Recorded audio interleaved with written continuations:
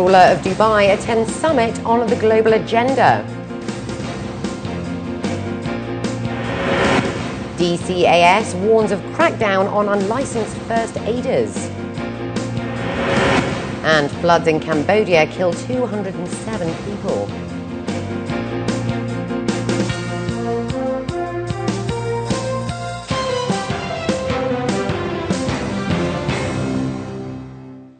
This is 7 National News, and in our top story, His Highness Sheikh Mohammed bin Rashid Al Maktoum, the Vice President and Prime Minister of the UAE and ruler of Dubai, attended the opening session of the World Economic Forum's Summit on the Global Agenda in Abu Dhabi today. The event brings together more than 800 delegates and is often referred to as the world's largest brainstorming exercise. In his presentation, the UAE Foreign Minister, His Highness Sheikh Abdullah bin Zayed Al Nahyan, stated that new models and the adaptation of old ones must be addressed for the challenges the world is currently facing. Also present was the Minister of Economy, Sultan bin Saeed Al Mansouri, as well as former British Prime Minister Gordon Brown, among other global senior officials. Dubai Customs has seized 5 kilograms of narcotics, which was hidden inside the contents of 2 bags. In a statement, Mr. Omar Ahmed Al-Meheri, Senior Manager of Air Cargo Operations at Dubai Customs, stated that during clearance procedures, customs inspectors noticed unusual lumps in the bag. That was after a routine X-ray inspection.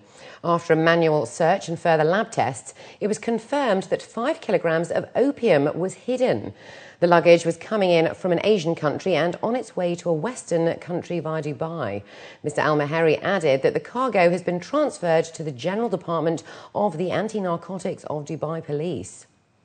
In a bid to push for a knowledge-based economy, government departments across the UAE are employing the latest in technology. From security to businesses, the country is among those actively integrating electronic development to improve systems and provide better services to the public. According to them, this is proof of the UAE's continuous drive to excellence. At a time of rapid technology development across the globe and various industries, government departments and agencies in the UAE are committed to staying ahead of the game. Among them is the Dubai Police. According to a senior official, their in-house developed awareness and training programs have yet to get approval for commercial sale, but is already gaining a lot of attention.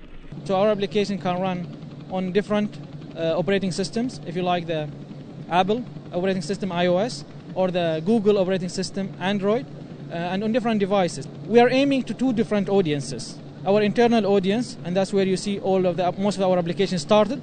And now we are targeting the outside audience, the public, in terms of awareness games for kids, in terms of how to be aware of the safety things, traffic violations, safety in the city. Meanwhile, the Roads and Transport Authority is also introducing new products that aim to improve residents' access to services. After the success of completing Dubai's seamless public transport system and rolling out a host of convenient online services, they are now addressing other issues residents are facing. RTA officials revealed a new smart pen that will make life a breeze for driving license applicants. A future project which hopefully will be launched in the first quarter of next year, which is the digital pen for our, car testers, the inspectors that test people when they go for vehicle testing, where they fill up with the pen the form that shows you if you pass and how much you score, and with that pen automatically talking to the back systems and registering all the details in the back system. So by the time the customer goes to the counter, okay, he's licensed. If he or she has passed the driving test, then therefore the license will be ready waiting for them. With the government sector increasingly becoming reliant on technology, companies such as Emiratech, a leading IT and technology solutions company in the Middle East, is also pushing the envelope, especially when it comes to enhancing security and safety systems. Today, the e-gate is used in all of the airports. We have over 150 e-gates installed, and we do an average of 40,000, transactions per month on the e-gates in general. Dubai is the highest volume as known, since it's a tourist attraction, and because of it's a business hub as well. So we have a lot of businesses now. This will ease, for the non-residents really, the flow of the airport. So if you are a repeated, business woman or man coming frequently, the iris will help you on a distance come in and out. Besides, it will help the existing customers as well. Various government entities across the UAE are annually coming up with advanced technology and systems to complement their services and ensure public satisfaction. At the same time, they say it is imperative to keep up with the latest trends, from a new radar gun or the latest in airport security, or simply having a Facebook page, as all these contribute to better security, safety, and convenience for the community. Khadija Sali, 7 National News. The Dubai Corporation of Ambulance Services has warned of tough penalties against illegal first aid facilities. The agency has warned of a harsh crackdown on unlicensed first aiders as soon as a law to penalise is introduced this year. The crackdown is said to include fines and the closure of facilities, among other severe steps. The initiative has come off the back of a number of unauthorised and unlicensed first aid establishments in Dubai, with some reports of many doctors and nurses practising first aid at schools that have no qualifications. The DCAS states that there are only 29 first aid units that are accredited in Dubai. Officials added that emergency first aid can be issued on a basic level, but individuals must be certified to practice. Most of these services can be found anywhere in any industry at the moment. We've got a lot of people that are unlicensed, unregistered, that are offering services to the general public, to ladies that want their maids qualified to look after their children, as well as to nursery schools and generally businesses as a whole. For finding a reputable training service, just ask anybody that is licensed or purporting to be licensed to produce a business license and various accreditation from bodies like the Dubai Public Health and Safety Department, the Dubai Health Services, as well as the Dubai Centre for Ambulance Services. We all have to be accredited with these bodies. We're regularly inspected, so just ask for proof.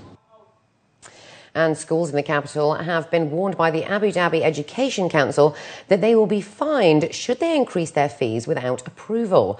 According to a local paper, officials at the authority also stated that a lack of seats in private schools is no reason to raise fees, which will only be increased based on financial records, previous rises and development plans.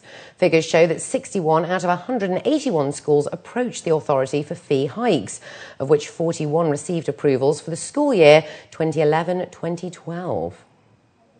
And looking to news abroad now, massive flooding along the Mekong River in Cambodia has killed 207 people since the start of September, the government announced today.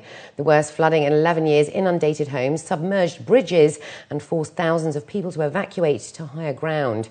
In the capital, residents appealed to the government and international organisations for help, and the first deputy chairman of the National Disaster Management, Gnim Wada, said that the government will try to reach affected populations. The government stated that 30,000 families were forced to flee to higher ground, and another 300,000 hectares of rice fields has been affected by the flooding. Disaster authorities said that they were delivering food aid to flooded communities. More than 250 have died in neighbouring Thailand and more than a dozen in Vietnam in what the United Nations has said was the worst flooding to hit parts of Southeast Asia in 50 years.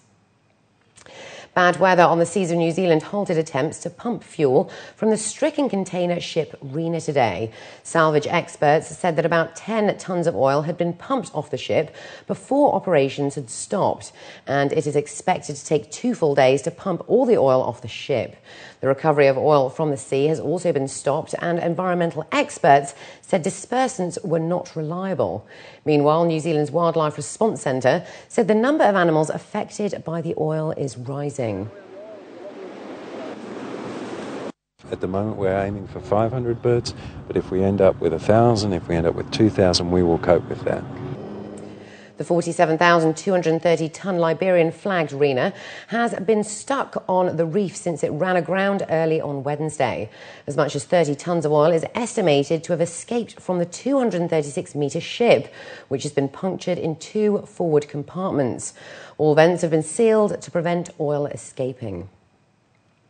And up next, we have the day's business news, so stay with us.